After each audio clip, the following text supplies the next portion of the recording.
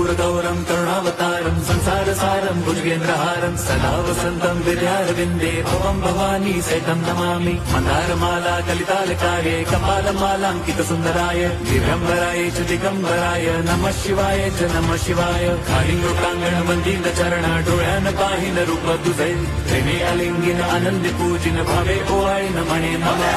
त्वमेव माता पिता त्वमेव बन्धुश्च सखा त्वमेव विद्या द्रविणं त्वमेव सर्वं मम देवदेव। कायेन वाचा मनसेन्द्रियैर्वा बुद्ध्यात्मना वा प्रकृति स्वभावात् करोमि यद्यत् सकलं परस्मै नारायणायेति समर्पयामि। अच्युतं केशवं रामनारायणं कृष्णदामोदरं वासुदेवं हरिं श्रीधरं माधवं गोपिकावल्लभं जानकीनायकं रामचन्द्रं भजे।